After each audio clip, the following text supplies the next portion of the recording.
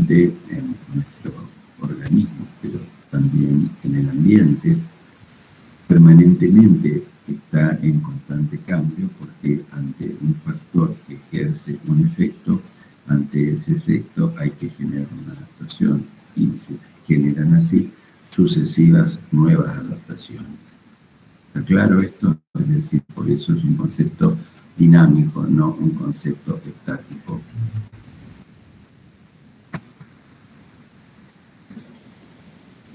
¿Qué es lo que va a hacer el estrés como un proceso adaptativo?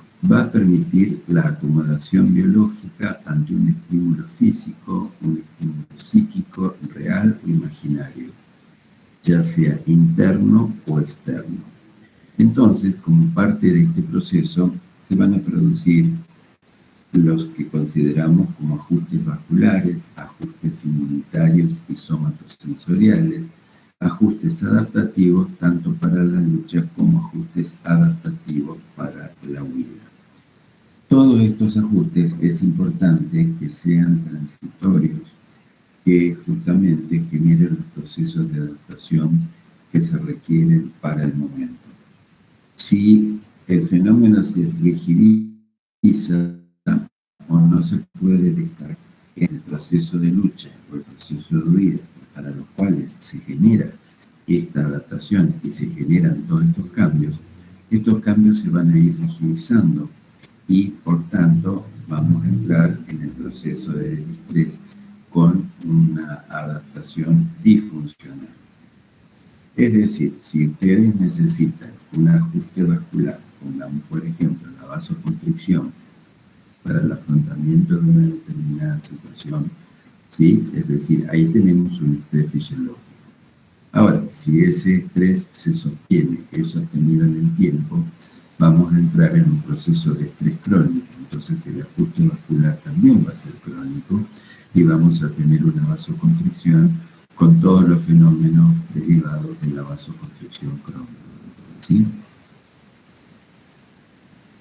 Del mismo modo sucede con la inflamación, etcétera, ¿sí?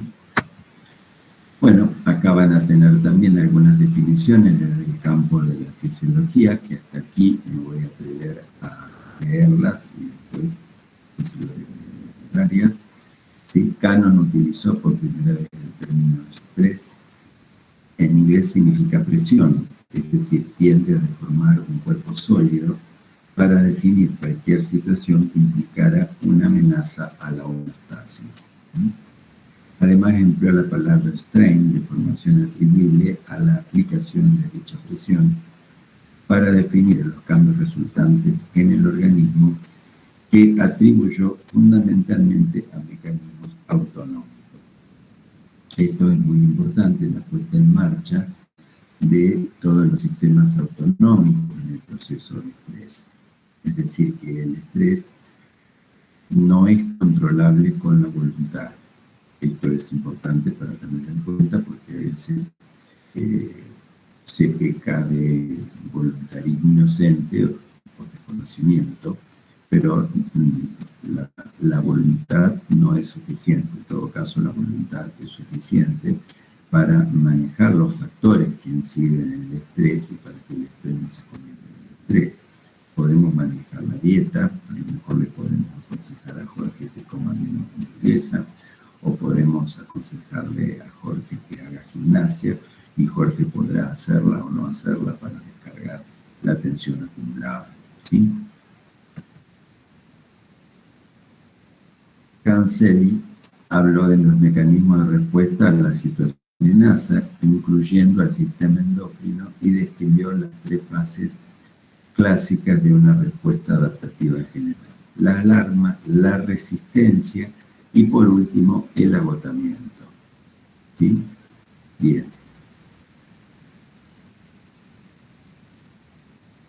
Segui aplicó la palabra estrés a la respuesta del organismo, más propiamente traen, y no al estímulo estresante, también denominado estresor. Es decir, acá ya empiezan a establecerse diferencias entre el estímulo y el sujeto que recibe el estímulo.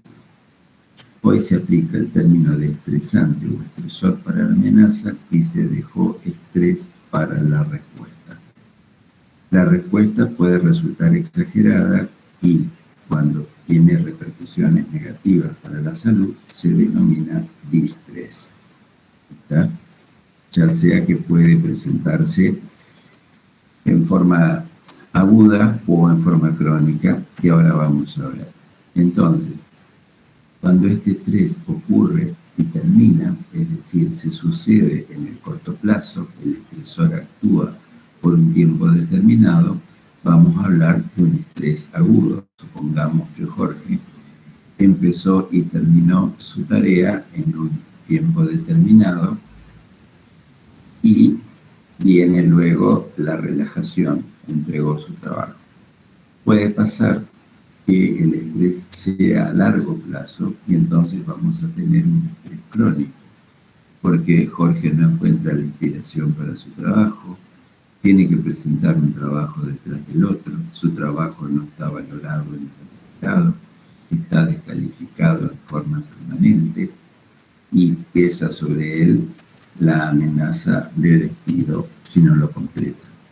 Y esto viene ya desde el año pasado y podría continuar durante el próximo año. ¿Está claro? ¿Se entiende, chicos, esto? Sí, profe. Sí, profe. Sí, profe. Bien, vamos a ver entonces qué estructuras van a actuar en este proceso. Va a actuar el sistema estriado piramidal, el asta anterior de la médula que se relaciona para el locomotor, ¿sí? Porque el estrés va a determinar respuestas motoras. También va a determinar respuestas faciales, de las cuales el trigémino y el facial colaborarán modificando la facie del sujeto.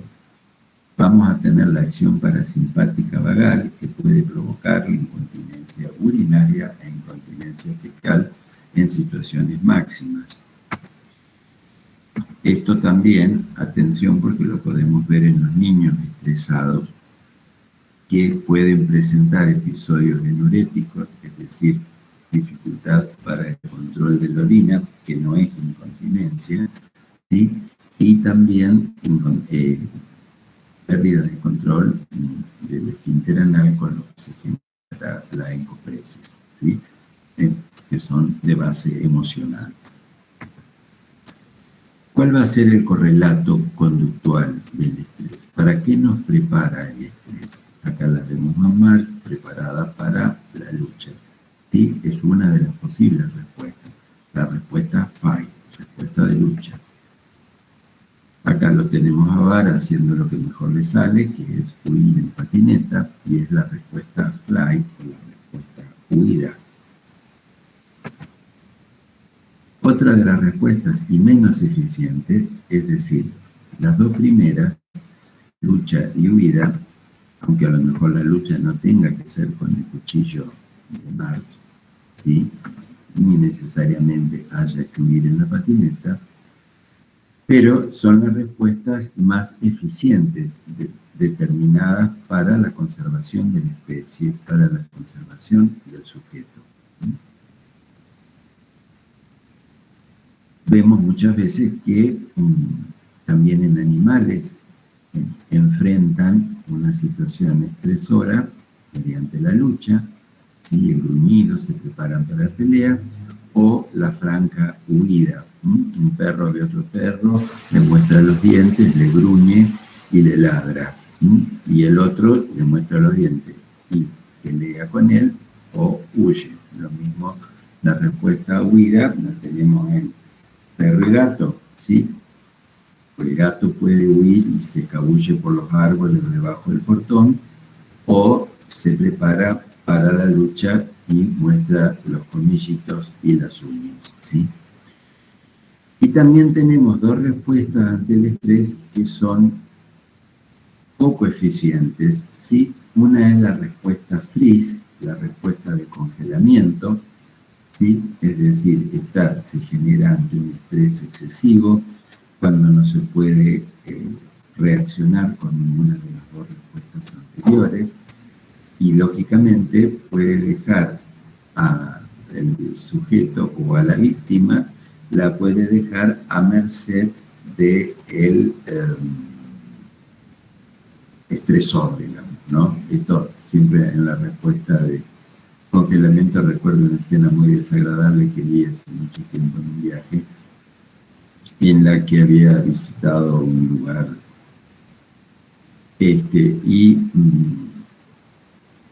había una serpiente ovillada, ¿sí? Y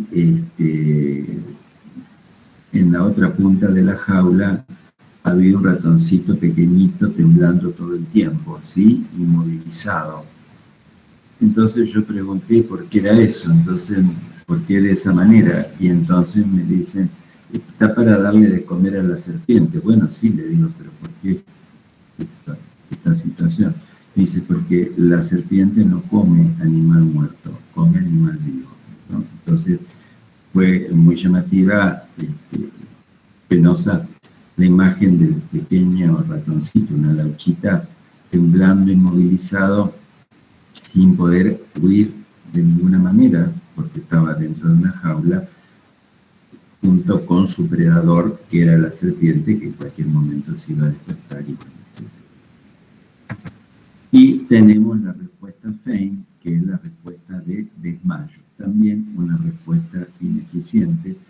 Cuando el estímulo es excesivo, se genera una respuesta parasimpática masiva, en donde justamente, como un intento de alivio de la tensión, los sistemas caducan momentáneamente y se genera el desmayo. ¿Está claro hasta acá, chicos? Sí, Sí, claro. Sí, profe, está claro. ¿Cómo? ¿Perdón? Sí, está muy claro. Ah, no, creí que era una pregunta. Bien. Bueno, Continuamos entonces ahora para entender qué es lo que ocurre fisiológicamente y psíquicamente en estos procesos. Vamos a tener que en el estrés se va a activar el simpático previo a activación hipotalámica. ¿Cuáles van a ser los signos que se van a presentar? Tanto signos como síntomas. Vamos a encontrar la sudoración, vamos a encontrar la taquicardia, vamos a encontrar el aumento de la presión arterial, midriasis y piloerección. ¿Sí? Obviamente la midriasis es para aumentar el campo visual ante el peligro, ¿sí? Todas estas son respuestas simpáticas. Va a aumentar la secreción de adrenalina, que entonces va a generar un aumento del ritmo cardíaco, una mayor frecuencia respiratoria, porque requiere obviamente mayor oxigenación, ¿sí? Un aumento, como decíamos antes, de la tensión arterial, aumento de la glucosa para los músculos, por si tenemos que salir corriendo o por si tenemos que pelear, vasodilatación en los vasos grandes, en los vasos sanguíneos grandes, y vasoconstricción en los pequeños y midriasis, como decíamos anteriormente. Y esta gráfica pretende ilustrar así en clave de humor negro también otro elemento que ocurre a nivel psíquico en el estrés. ¿Cuál es? Es la disminución de la asertividad, ¿sí?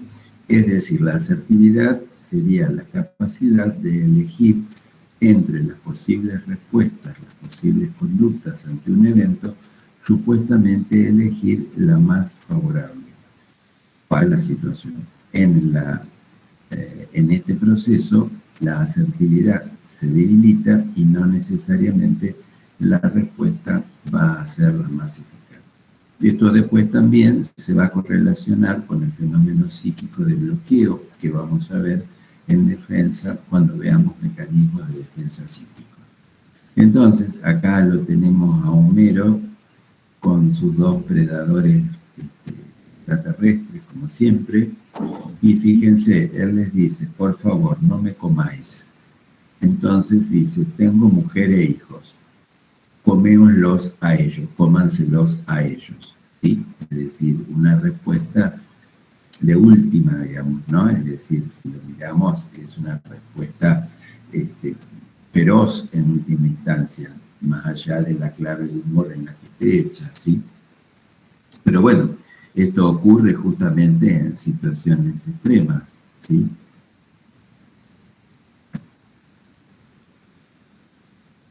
Repasemos entonces que el sistema nervioso autónomo es un conjunto de neuronas y fibras nerviosas que van a proveer de inervación a la musculatura lisa, de vísceras huecas, corazón, vasos sanguíneos, glándulas endocrinas y exócrinas.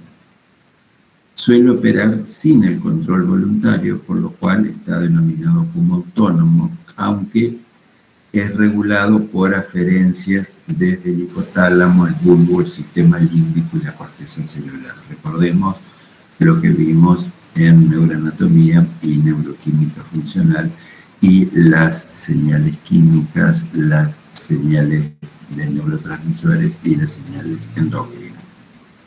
Y la interrelación entre hipotálamo y sistema límbico y corteza cerebral, ¿sí? Bueno, esto corresponde un poco a las gráficas y a las explicaciones de fisiología, simplemente las gráficas y vinculadas a lo que está inervado por el sistema simpático y lo que está manejado por el sistema parasimpático, que después lo explicará el doctor Arias.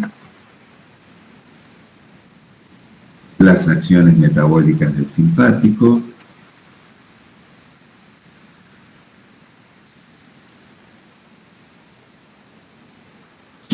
Y el para qué de cada una de ellas, que también lo van a ver con fisio.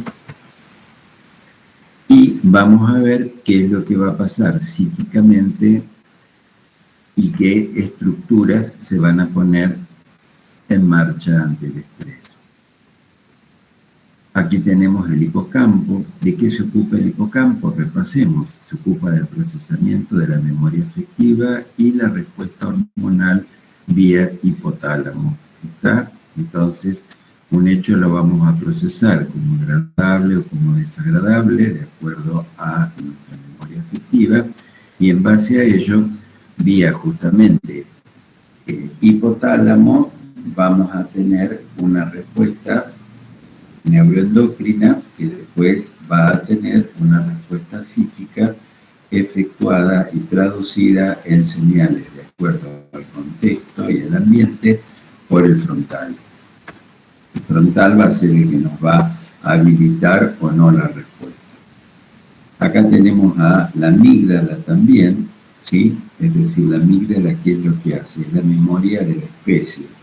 Procesa lo extraño, lo que no es familiar a la especie. Acá tenemos a los extraterrestres como ejemplo claro, ¿sí? Entonces, está vinculada a la respuesta a las situaciones aversivas. Cuando esta amígdala está sensibilizada por el exceso de estrés y por el evento traumático, defensa, esta amígdala desarrolla un incremento de la sensibilidad, es decir, baja su umbral y entra en un proceso muchas veces de autodisparo. Y aquí entonces vamos a tener un cuadro que constituye un motivo frecuente de consulta en las guardias, que es el famoso ataque de pánico, ¿sí? Es decir, esta amígdala se va sensibilizando con cada disparo, con cada ataque, aumenta el nivel de sensibilidad. ¿Por qué? Porque lo que es familiar deja de reconocerlo como tal y entonces lo vive como un estímulo extraño y se pone en marcha la respuesta a una situación aversiva. Aparece la taquicardia, el aumento de la frecuencia respiratoria, es decir, que es particularmente una percepción subjetiva. Si ustedes constatan los signos vitales en un ataque de pánico, van a observar que van a estar dentro de límites normales. Otra estructura vinculada a la respuesta al estrés va a ser el glucosilureus, que está vinculado a la alarma. Los estímulos estresantes van a liberar la noradrenalina del glucosilureus, ahí tenemos los productores va a relacionar su repetición a la inducción del fenómeno de autodisparo creciente y obviamente también la respuesta migratoria. Porque acá tenemos, fíjense cómo se van integrando los distintos, las distintas estructuras, ¿sí? Y sus mediadores para que se produzca la respuesta y cómo esta puede producirse también en forma automática por un aumento de sensibilidad, es decir, de sensualidad.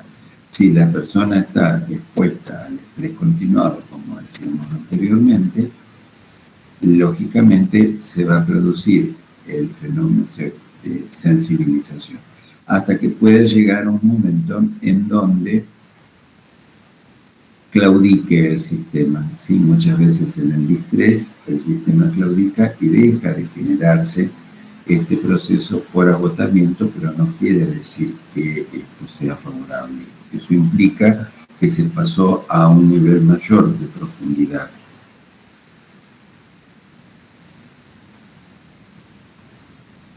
Bueno, acá tenemos un esquema donde aparecen algunas estructuras. Bueno, no tengo modo acá de ir señalando cada una de ellas, pero bueno, traten de ubicarse, ¿sí? El lóbulo frontal,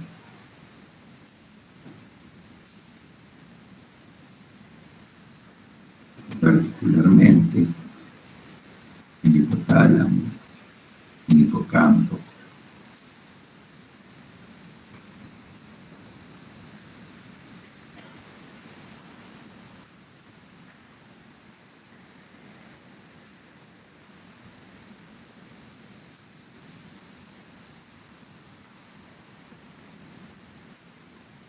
Habíamos visto, cuando dimos neuroquímica funcional, que la serotonina es el neurotransmisor de los impulsos y tiene efecto inhibitorio sobre la conducta, ¿sí?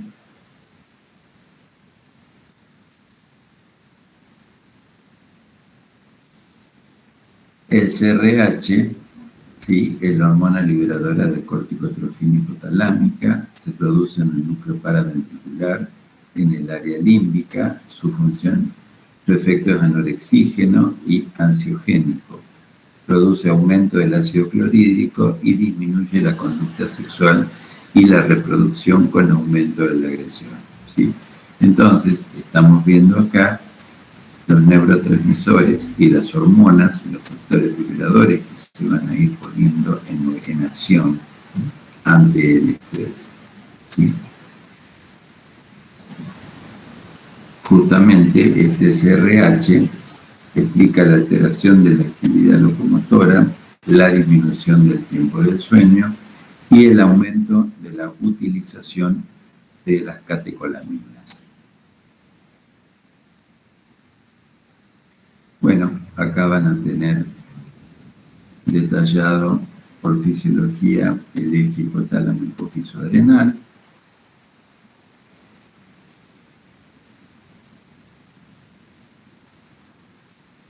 Las acciones y los sistemas de señales.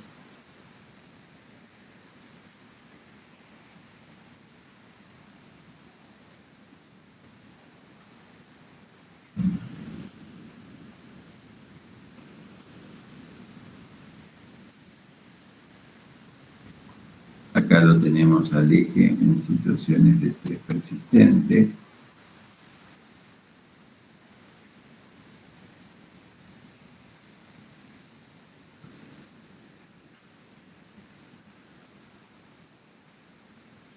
Las acciones del cortisol que está liberado a partir del SRH.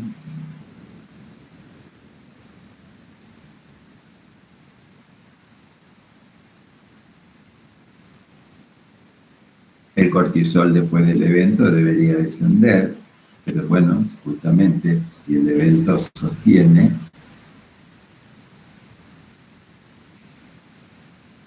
va a continuar con sus efectos.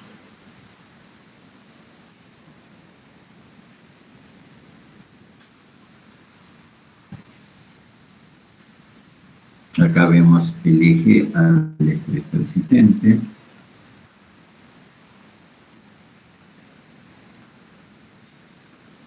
Fíjese que se llega hasta la falla reproductiva, observen.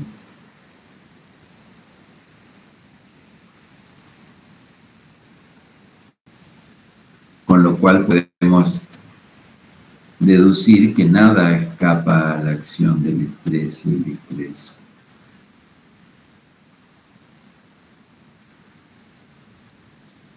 ¿Cómo vamos a observar clínicamente el estrés, al menos en el campo de lo psíquico o de la salud mental? Vamos a encontrar como una de las primeras manifestaciones, la más frecuente y la más persistente, la ansiedad, que se va a producir por una disregulación del sistema de catecolaminas y de indolaminas. Es decir, catecolaminas, recuerden, noradrenalina, dopamina, adrenalina, indolaminas, la serotonina. ¿Qué es la ansiedad? Se va a generar una situación de alarma, es una alarma sin objeto, ¿tá? Es un estado de tensión muy displacentero, es diferente al miedo, porque el miedo tiene un objeto, ¿tá? El miedo tiene un objeto visible. Si en la casa de ustedes se encuentran con un león cuando entran, ¿tá? O con un asaltante, van a encontrar, va a ser más frecuente el asaltante que el león, se van a encontrar con un objeto que les despierta temor por su presencia, por sus acciones y por la simbolización de ellos, ¿sí? Entonces, esto va a producir una respuesta de alarma y se va a producir todo el proceso que hemos visto, que es del estrés agudo. Ahora, en cambio, y será eficiente para prepararlos para la lucha o la huida, o se desmayan o quedan congelados sin saber qué hacer. En la ansiedad, este proceso está en forma sostenida, es decir, no se descarga porque no hay respuesta posible. ¿De qué? ¿De quién se va a huir? Y de con quién o con qué se va a luchar. No está visible.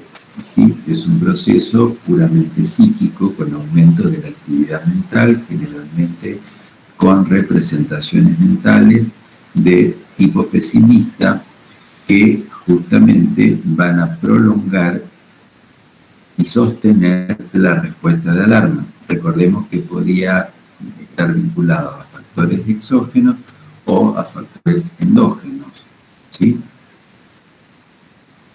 Profe, discúlpame. Sí. Entonces yo podría definir la ansiedad como una forma sostenida de estrés.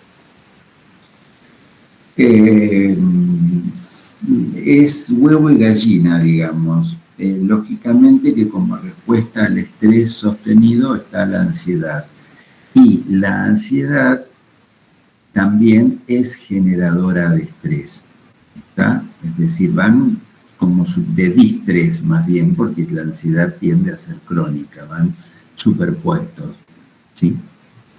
¿Se entiende? Sí, listo, bárbaro. Es decir, vos podés tener una ansiedad fisiológica, una ansiedad con objeto, que tenés que afrontar una mesa de examen, pero esa ansiedad empieza y termina, por lo tanto no sería patológica, sería fisiológica y de alguna manera hay una situación relativamente identificable. Eso te va a enfrentar o afrontar la mesa de examen, te va a provocar un estrés, pero que es un estrés que tiende a ser adaptativo. Bien, si vos te presentás a la mesa de examen, entonces eso implicaría luchar, ¿sí? Es decir, no sería ir a pelearte con el profesor que te toma el examen, sino sería luchar con el conocimiento, con los elementos que vos tenés, que sería defender tu examen. ¿Está claro? Ahora, podés hacer una respuesta de huida y no presentarte. Por lo tanto, probablemente bajaste el nivel de ansiedad que se te había hecho intolerable, que es lo que motiva la respuesta de huida, pero no resolviste la situación. Te tendrás que presentar en la próxima mesa. ¿Se entiende? Puede pasar que estés en la mesa de examen y que ocurra otra de las respuestas desadaptativas del estrés, por la ansiedad excesiva, exceso de expectativas, exceso de temor, etcétera. Entonces podés hacer una respuesta freeze, que es la respuesta de bloqueo. Se entiende ¿Está genial, claro? profe. Muchas gracias. ¿Está claro entonces? Sí, Sí, está lo claro. apliqué. No es mi idea movilizarle las catecolaminas en este momento, pero bueno, la idea era graficarla con una situación muy práctica, digamos, ¿no?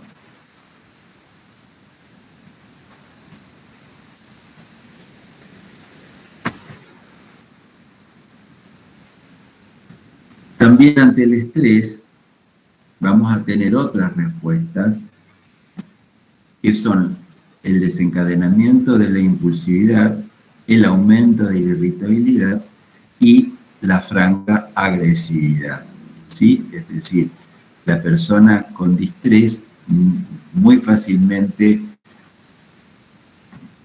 se disparan sus impulsos porque justamente los sistemas inhibitorios están en función mínima, pero no es porque hayan disminuido su funcionalidad, sino que se ha intensificado la tensión del sistema límbico. La impulsividad va a nacer un poco del límbico acá, vinculado justamente a lo afectivo. Esto puede traducirse en irritabilidad, que quiere decir menor tolerancia a estímulos y con respuesta destemplada. Y por último, ya pasamos directamente a la agresividad hacia el otro, ¿sí?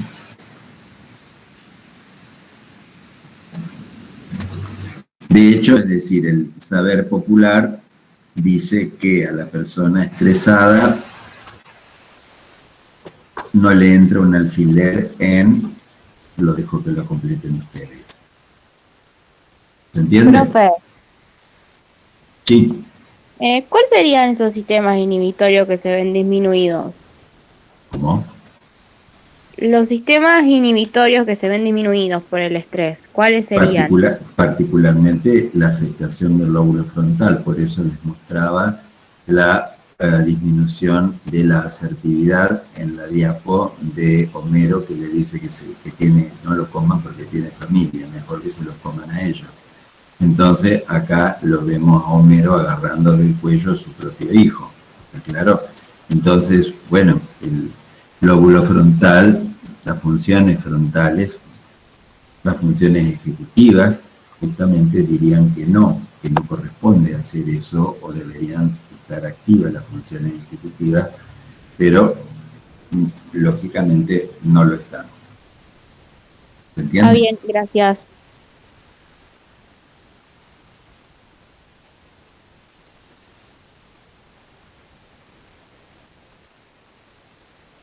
Cuando las sociedades están tensadas, no sé si la palabra corresponde, pero sí están estresadas o disestresadas, bueno, como nos pasa a nosotros, es decir, que tenemos que afrontar el problema del COVID, tenemos que afrontar las resoluciones problemáticas donde el modo de resolver el problema pareciera que potencian otros problemas, donde hay una crisis económica, donde hay inflación.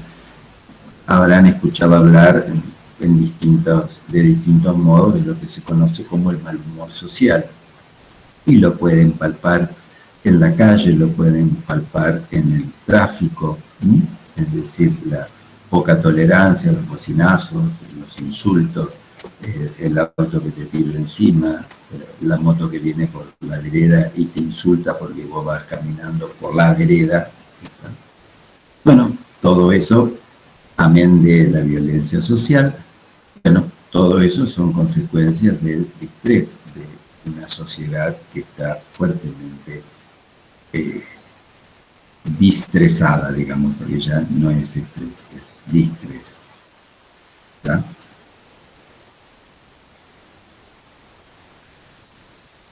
Hay lugares, aunque nos parezca mentira, que podés circular sin tener que andar fijándote si te van a robar la cartera, si te va a aparecer un motochorro o si te va a aplastar el auto cuando vos estás cruzando porque el semáforo te dio paso.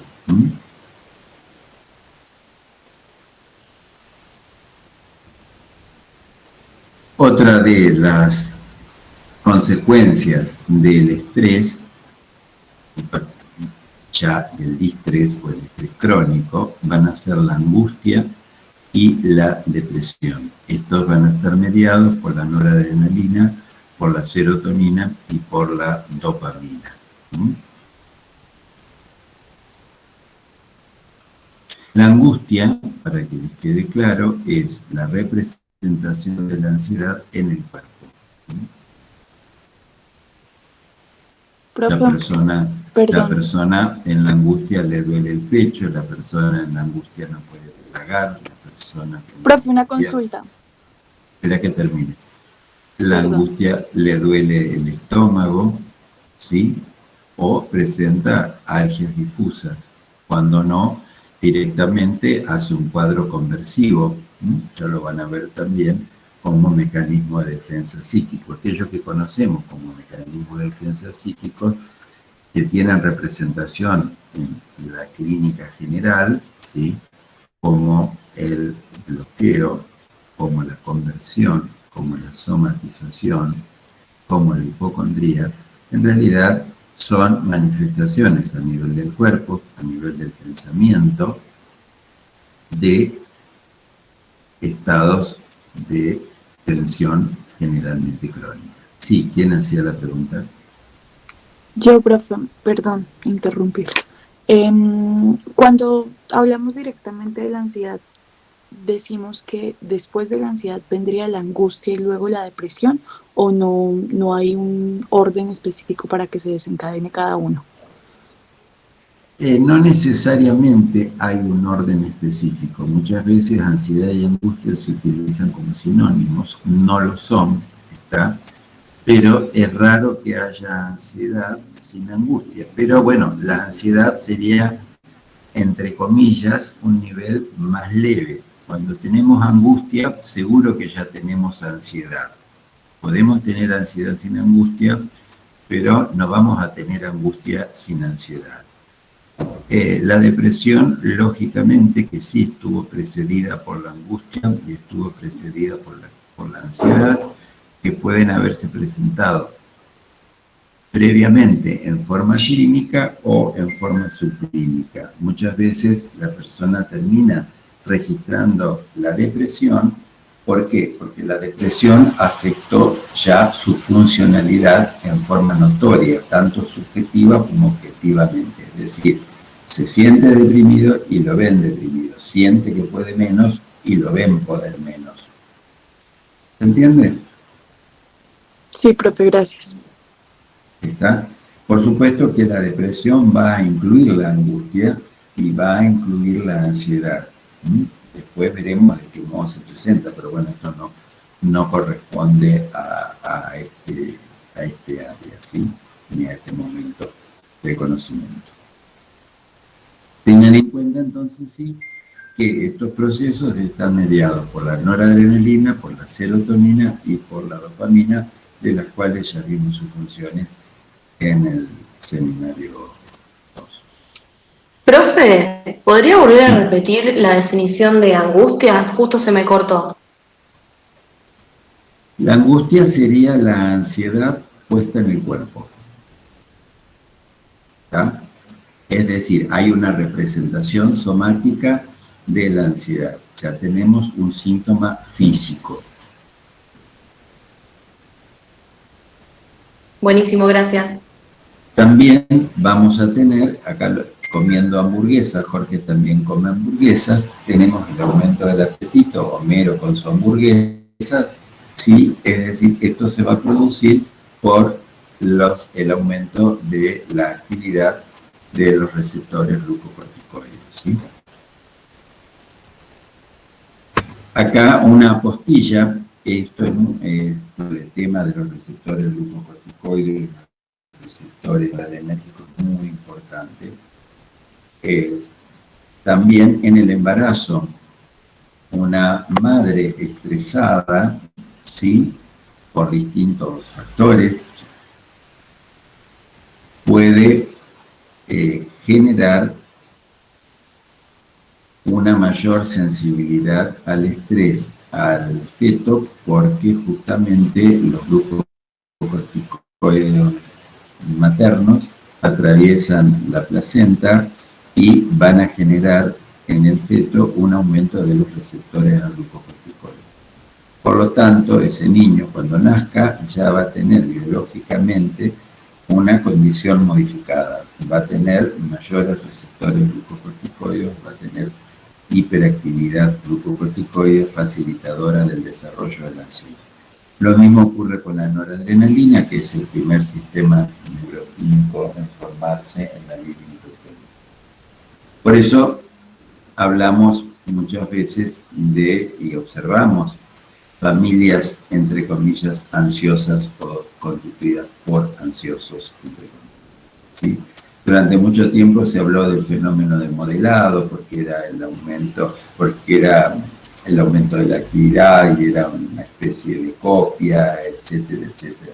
Sí, el modelado puede producirse también en base a una educación rígida, estricta, lo cual también va a generar un corrimiento.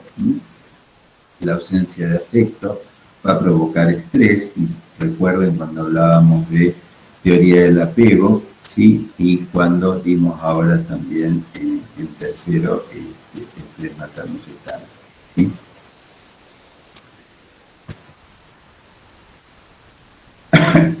La hiperactividad adrenérgica y glucocorticoidea también va a llevar a la obesidad, al aumento de la grasa abdominal y la consecuencia extrema, que es el síndrome metabólico. Así que si Jorge sigue comiendo hamburguesas y no genera actividad física, y por otro lado además tengamos en cuenta la ascendencia materna, tenemos también una vulnerabilidad genética de Jorge, ¿sí? También puede derivar hacia las cardiopatías, a las enfermedades vasculares, ¿sí?, y también como consecuencia los accidentes cerebrovasculares. También el estrés y el distrés pueden orientar al abuso de sustancias, ya sea el abuso de alcohol, que se utiliza el alcohol, como yo suelo decir siempre, como un ansiolítico silvestre, ¿sí?, y como un antidepresivo silvestre, porque bueno, con el alivio inicial que provoca el alcohol y la ligera euforia, como ya vimos en el seminario correspondiente y lo gran de farmacología, genera una cierta sensación de alivio temporal. Pero, como suele ocurrir, el intento de la solución se vuelve problema, complicando el problema. Y, bueno, en el abuso de sustancias también habíamos hablado de los sistemas opioide, cannabinoide, colinérgico. Recuerden, la doctora Balongo junto conmigo le explicamos con qué tenía que ver esto y cuál era justamente la función de estos sistemas. Y también qué sistemas de neurotransmisión estaban ligados al abuso de sustancias. Recordemos el grupo indolamínico con la serotonina y las catecolaminas, noradrenalina, adrenalina y dopamina. Y recordemos el famoso circuito de recompensa sobre el cual venimos haciendo hincapié desde el primer año, justamente mediado por el núcleo accumbens, entre otros, y la dopamina como su neurotransmisor específico. Bueno, acá lo que les decía antes, el abuso de alcohol, ¿sí?, que va a estar relacionado con la actividad del sistema opioide, del sistema GABA, del sistema colinérgico y también de la dopamina, serotonina y noradrenalina. También vamos a encontrar disfunciones sexuales, ¿sí? En la mujer vamos a encontrar menopausia precoz y en el varón vamos a encontrar a una disfunción sexual, ya sea disfunción eréctil, disfunción orgásmica, disfunción reproductiva, por aumento de la prolactina, que va a disminuir el deseo, disminución de la actividad de la testosterona, por el alcohol, obviamente, y también por el abuso de sustancias, ¿sí?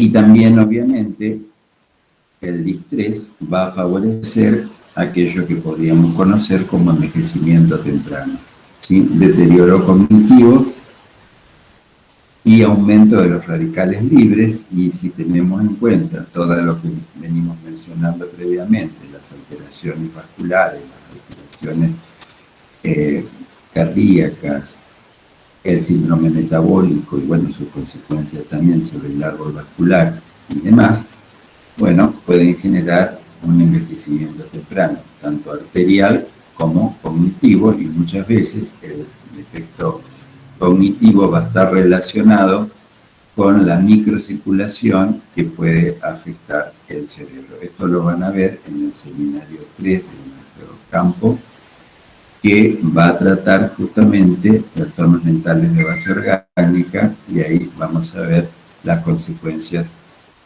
del orden vascular sobre la cognición y la afectividad. Bueno, esto corresponde a fisiología, pero bueno, un poco grafica lo que hablábamos anteriormente, la relación, ¿no es cierto?, de diabetes, obesidad, hipertensión, síndrome metabólico, y esto que hablábamos del deterioro cognitivo, aumento de radicales libres y las consecuencias de lo que podríamos llamar un envejecimiento temprano.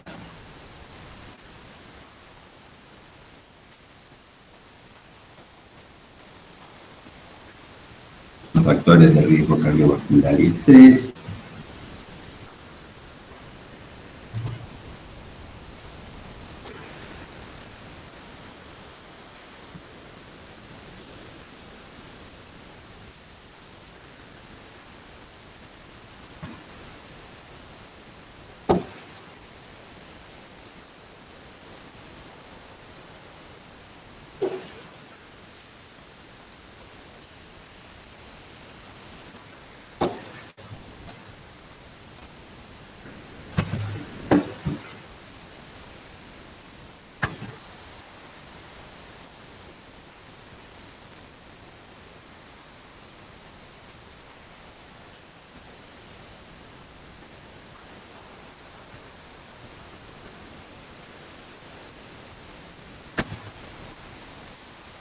Bueno, acá entonces, visto lo anterior, vamos concluyendo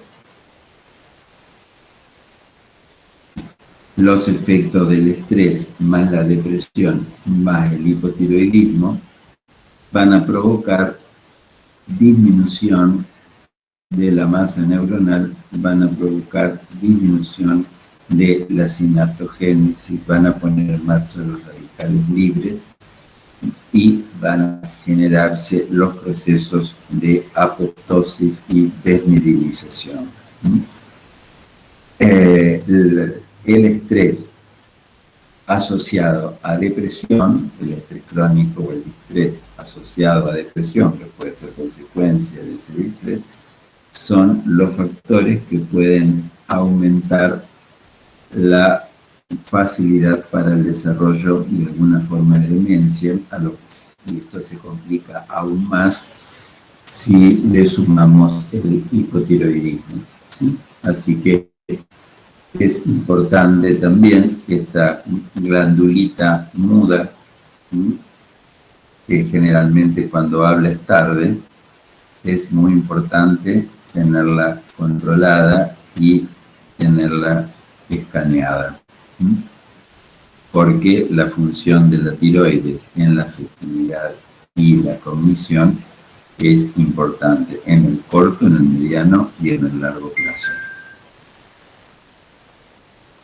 Profe, Sí, disculpe, ¿una disminución en la masa de qué era? No llegué a notar.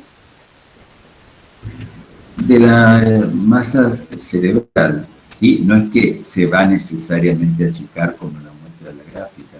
La gráfica es una exageración, pero sí va a haber población neuronal por apoptosis, disminución de la sinapsis, disminución de los procesos de mielinización y de reparación particularmente, ¿tá? Recuerden, cuando hablábamos del glutamato y la función del glutamato, lo bueno y lo malo del glutamato, en la depresión el glutamato está destructivo, está liberado, descontrolado y en general es un gran podador sináptico. Gracias. Bueno, acá la relación entre estrés e inmunología, que esto lo explicará muchísimo mejor que yo el doctor Arias. La relación entre estrés y cáncer, ¿sí? Que es importantísima, ¿no? Esto lo vamos a ver cuando veamos psicosomáticas también. Bueno, y hasta acá llegamos, ¿sí? Así que los invitamos a continuar en defensa con el seminario de psicosomática. Bueno, ¿alguna pregunta?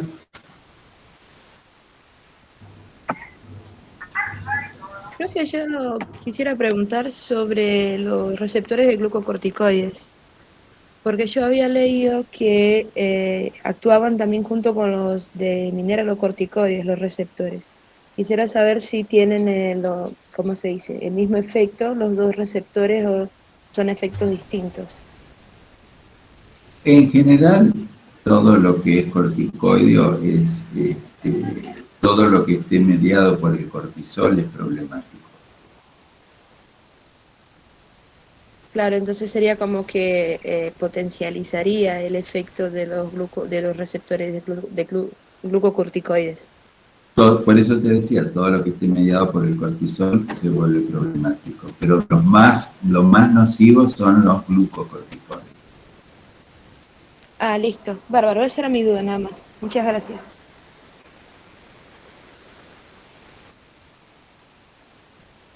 Bueno, ninguna pregunta más. Damos entonces